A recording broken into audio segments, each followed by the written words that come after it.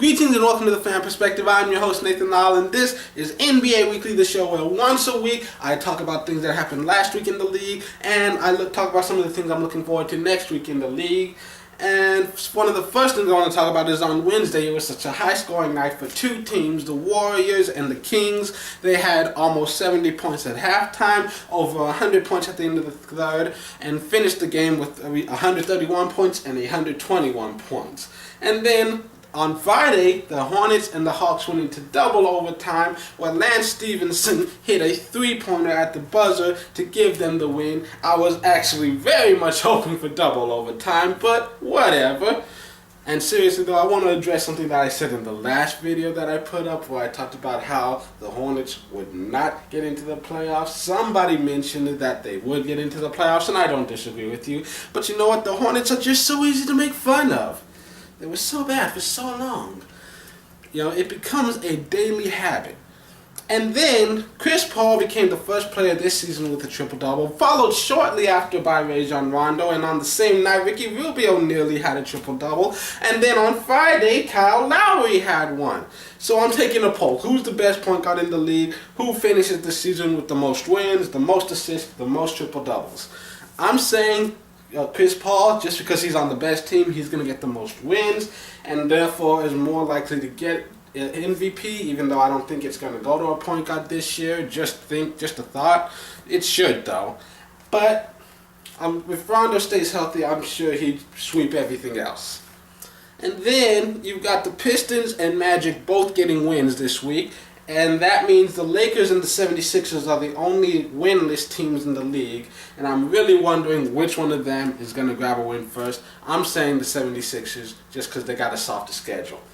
And then the Heat were the last undefeated team in the Eastern Conference, making it to a whopping 3-0 before finally dropping their first game, making it exactly 1 week that the season was alive before every single team in the Eastern Conference had at least one lost. Meanwhile, over in the Western Conference, we've still got 3 undefeated teams, the Rockets, the Grizzlies, and the Warriors.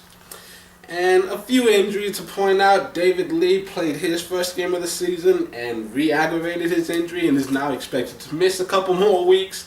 And then on Friday night, Celtics rookie Marcus Smart and Minnesota star Ricky Rubio both went down with ankle injuries. And as of recording this, I don't have a specific time frame to tell you.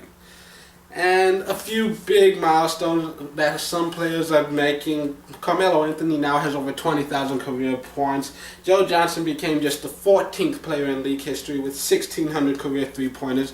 Dirk Nowitzki has more career defensive rebounds than Charles Barkley. Kevin Garnett now has more career rebounds than Walt Bellamy, moving up to 9th place on the all-time list. He is the current active leader among players with 14,243 career rebounds.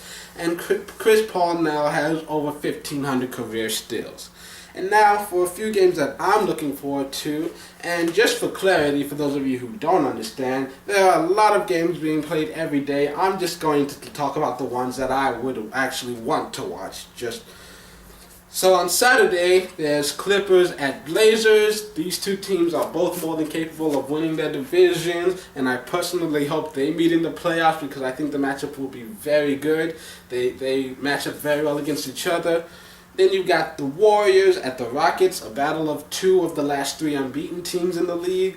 And then you've got the Pelicans at Spurs. The Pelicans are an underrated team looking to make a statement. What better way to make a statement than by pushing the defending champions under 500? And then on Sunday, you've got the Kings at the Thunder. Cousins has always been good, and with the Thunder hurting, this is a good chance for the Kings to try to rack up some wins, try to put themselves in that playoff conversation. And then you got the Warriors at the Suns, 2 of the most exciting teams in the conference. Great guard matchup, underrated big men. This one should be fun. On Monday, Spurs at Clippers, 2 heavily powered teams who have had some struggles early on, but I'm not worried. They'll both be in the playoffs, and in all honesty, this is one of the teams that I hope we don't face off against. Then on Tuesday, Kings at Mavericks, because Cousins versus Chandler is just going to be a fun little fight, and I'm hoping that eventually they start throwing bows. And then you've got Hornets at Blazers.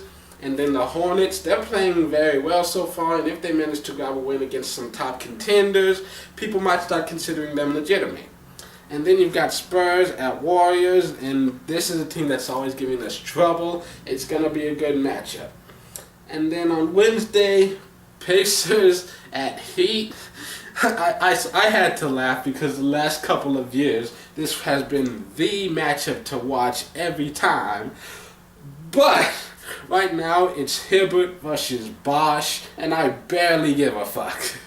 That's the only reason I'm really mentioning this. How the mighty have fallen. One summer can change so much.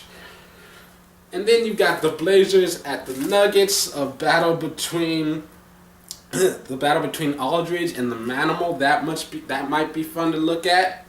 And then on Thursday, Kings at Grizzlies, Zebo versus Cousins. That'll be fun. And then Bulls at Raptors, two playoff teams and legitimate title contenders. That means this should be a fun one to watch. And it's been interesting watching the Bulls because no Derrick Rose, and everyone's been talking about how, even with Rose back, the Bulls might not be legitimate contenders. But, the maturation of Jimmy Butler, adding a guy like Gasol, they've got a pretty good bench as well. No one talks about Taj Gibson. He's an underrated player. This is a really great team that has a lot of potential and a lot of upside. Even without a healthy Derrick Rose, they're still a playoff team. They've been to the last 2 years. You know what? I'm hopping on this way too much. Anyways, on Friday, you've also got the Spurs at the Lakers, which, in all honesty, the Lakers have not done shit this year. So it's not really much of a matchup except for the fact that here in San Antonio, we hate Kobe, and anytime we play the Lakers, it kind of feels like a playoff game to us. That's the atmosphere that I experience down here. So anyways, that's it for this week. Tune in next Saturday for another all-new edition of NBA Weekly. But until then, this has been The Fan's Perspective. I'm your host, Nathan Lyle. Have a great week.